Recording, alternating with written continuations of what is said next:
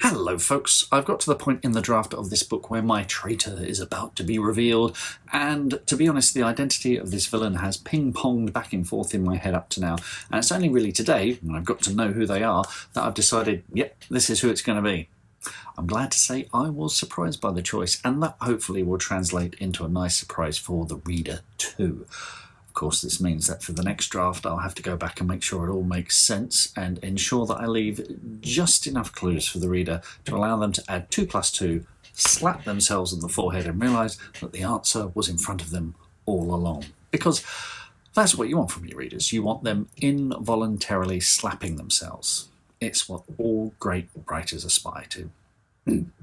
What it did get me thinking about is what makes a good villain. In earlier videos you will have heard me banging on about how theme is story fuel, how once you've figured out what your central dramatic argument and theme is, you can use that to drive the protagonist's story forward. If you've not seen that video yet, I'll pop a link in the description below. Knowing what theme is really helps me whenever I get stuck. So for this novel, my theme is, and I always like to pose theme as a question, are we better off working with others or alone? It's a simple question, but one that can't be answered with a yes/no. Nothing too mind-boggling, but good story fuel. And that question is what I challenge my protagonist, Faye, with in every chapter of this story. But the fun thing is, listeners, this principle can also apply to writing your antagonist. Writing a good villain can be really tricky. You can spend so long focusing on the motives of your protagonist that when it comes to the villain, the temptation is to go, whatever, they're just a baddie, dress them in black, make them do terrible things, the reader will get the idea. But there is a way to make your villains much more effective in a way that the reader will find a lot more satisfying, and it comes back to theme. So if your hero represents the thesis of a dramatic argument, your antagonist can represent the antithesis.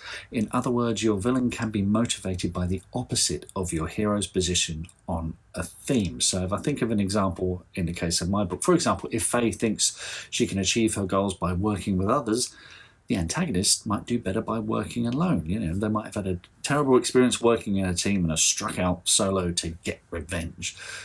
Also, having a thematic motivation will add a big dollop of dimension to your villain that might just appeal to the reader and your hero. So the hero can't just walk away from the villain, because the baddie's argument might at some point tempt our hero to jump ship to the other side.